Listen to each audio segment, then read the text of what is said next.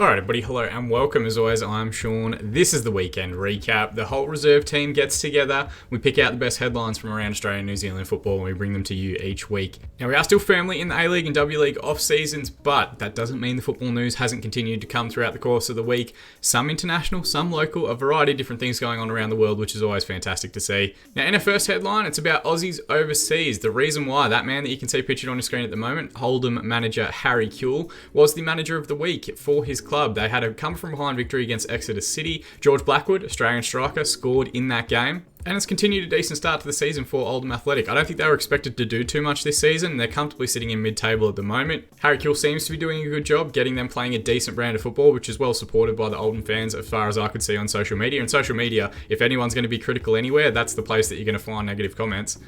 But it's great to see Australian coaches doing well overseas. He had a tough time at Notts County in his first real coaching gig. There was talk for a couple of years that potentially Harry Kewell would come back to try and get a local coaching opportunity, but it looks like he stuck it out. In the UK, he was previously a youth development coach as well at Watford.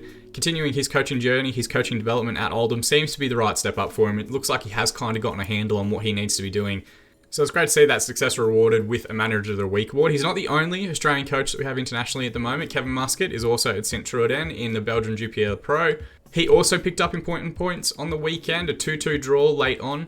Big equalising goal helps relieve the pressure on him. Now, he's not doing as well. That side is still, I think, about 3 points clear of relegation at the moment. But again, I'm sure learning a tremendous amount as the season continues about his playing group, about the style over there, coaching lessons that perhaps we don't learn in the A-League, and the exposure that comes with that. We've got coaches at the moment over in the J-League. We've got coaches like Michael Valkanis assisting with the Greece national side. We've got Tony Popovic, of course, with Xanthi. Hasn't quite started his coaching career in the Greek second division yet, but that's going to come with time. There's a variety of physiotherapists, sports scientists, whatever else at clubs like Fulham and Chelsea.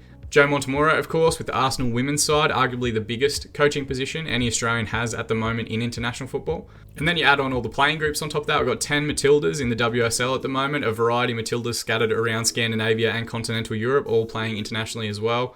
Plus, and if you didn't go watch it, our reserve team ranking for A-League departures that came out last week. We've got like Mitch Duke, Craig Goodwin, Dimi Petratos all playing in and around the Middle Eastern countries. We've still got players in the K-League, the J-League, a variety of players that have joined the Indian Super League this past season, on top of all the Socceroos that are based in Europe at the moment. Really, if you think about it, we've probably got more professional staff, more professional players playing internationally in and around Europe than we've ever had at any point throughout the course of our history. I think it easily gets lost when you start looking at it just from a Socceroos perspective and think about that Socceroos side from around that 2006 golden era where all of that group was playing overseas. Right now, there's more Australians playing overseas than ever before. You just kind of have to look outside of the Socceroos structure to our coaching positions, our staff, our Matildas. All those players are getting exposure at the highest possible tiers of competition.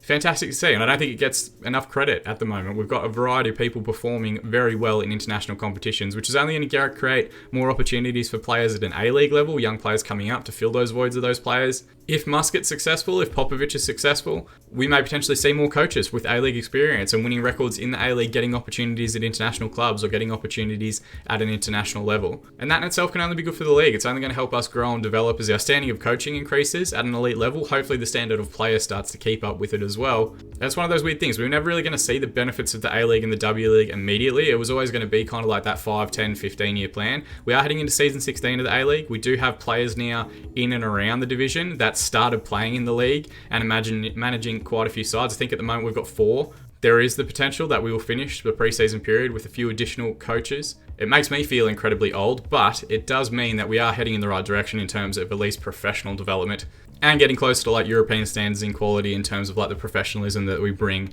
to our professional football setup in and around Australian football. Same goes for New Zealand as well. They've got a variety of different All Whites and Football Ferns players playing internationally. And really, it's just great to see players from this part of the world, coaches from this part of the world, backroom staff from this part of the world doing really well. We don't often give much validation to the current crop or the generation that we're currently a part of, so it is great to see, and hopefully it continues into the future as well. In our second headline, international signings are starting to return to both the A-League and the W-League. W-League sides are tending to drip feed more of their transfer information through. Melbourne City's just started announcing its recruitment. Brisbane Roar's been quite good. Adelaide United's been quite good. Canberra United's been quite good. A few of the other sides are now catching up and announcing signings. But as far as the A-League itself is concerned, we are seeing the first international signing starting to be announced. You can see on the screen here, Danzaki, a young Japanese attacking midfielder, has joined Brisbane Roar. Rudiger Stade, I'm probably butchering that pronunciation. By all means, sledge me in the comment section below, has joined Melbourne Victory direct from the Championship over in England. And then 2 ex-Espanyol captains have joined the A-League as well, Victor Sanchez and Danny Lopez. Both long careers in La Liga, they joined Western United and Adelaide United respectively. That's of course in addition to the international players that we already had in the competition, the few that MacArthur have added to their squad. We were never really 100% sure what the scenario and situation was going to be because of the pandemic in 2020. What was our international recruitment going to look like? Were players going to be willing to travel internationally to come and play in Australia? And it looks like in that aspect we are returning to some sense of normality.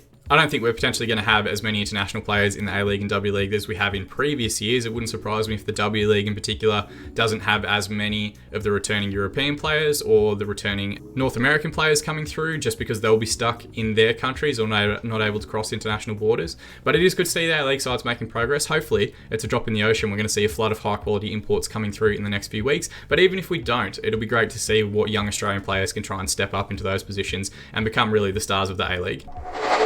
And in our main headline, the A-League fixtures were released mid last week. We have also received just today, about 10 minutes before we started recording, the W League fixture list, which is fantastic to see. There is a lot of football that's going to be coming up over that December and January period. We hit the ground running with, I think, about 8 games over a 5-day period, over the New Year period. Some of that, of course, we have mentioned it previously, is because we have to start the competition in 2020, which is why we have that weird December 27th kickoff day. That's part of the current broadcasting agreement with Fox Sports before we make that transition to a full winter season. Some huge A-League fixtures, some huge W League fixtures early on. There are grand final rematches in both the A-League and W League in the first week of the season. We are looking here at Melbourne City's W League fixtures. If we scroll down and have a look, it is only 14 seasons, and the big frustration, and I don't like to complain, we try and keep it as positive as we can as the reserve team, is this bye that you can see here, round 7, round 13. Imagine how much better it would be if we had Wollongong, or Wellingong, or Wellington, or whatever we're calling them this season. We're still not 100% sure. We haven't received much clarity since the announcement that Wellington wasn't going to be given an additional spot in the W League as to why that's happened. There is some sort of speculation around the FFA not necessarily wanting to adjust their registration rules to allow New Zealand players to be classified as homegrown if they play for Wellington, which is the same rule that we have currently set up in the A-League itself. There's just no part of me that, and I don't think any fan would really counteract or argue against this, that thinks it's not better for the W League players to be playing 14 games a year. They only play 12, which isn't enough, particularly when we are now within 3 years of a World Cup competition on home soil in both Australia and New Zealand. To not have a New Zealand representative in the W League, our highest tier of women's football available in the region, to only have a W League season that could potentially only be 14, 15 games, including final series for the elite players joining the competition, it's not really good enough. We need more from it. We need an expanded W League competition as soon as we can. And even if our best Matildas, our best players are going to be playing in North America, are going to be playing in Europe during that time, we're at least going to give exposure and a platform for a lot of our more promising youngsters to get there.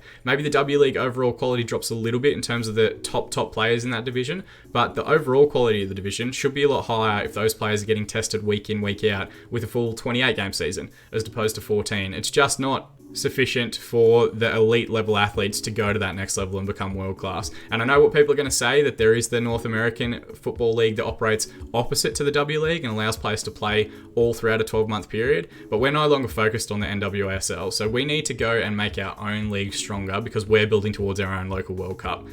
And this is one of those key legacy items. Shout out to Rose Valente last week talking at the Football Writers Festival about the key things that we need to get to try and capitalise on the World Cup experience for women's football in Australia and New Zealand.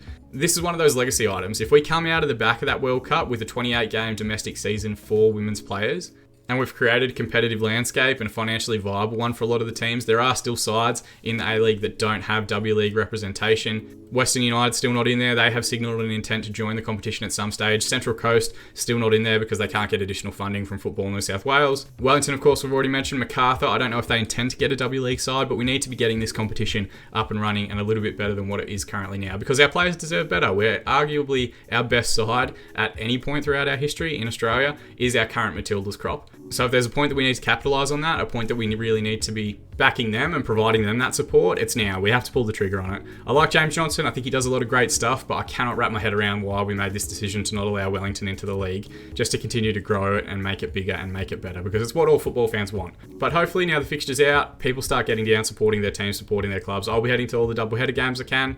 I'm sure we'll be roping in a bunch of the reserve team collaborators for away trips, all that sort of stuff. There will be a variety of A-League and W League content now that the fixtures are out, which of course you can find on the reserveteam.com.au. which segues perfectly into our final little topic. You can find everything you need to know Australian New Zealand football on the reserveteam.com.au. If we scroll through the articles that have gone up in the last week, there's quite a bit of stuff that's on there. If you're a Melbourne Victory fan, Nick Gerver has done a fantastic statistical analysis and preview of the Melbourne Victory season. Some of their signings they've brought in, how did they perform last year comparatively with last year's players. A great comparison between Rudy Gustavo and Ola Toivonen. If you need information on Callum McManaman, it's all in there and his output for the last few seasons.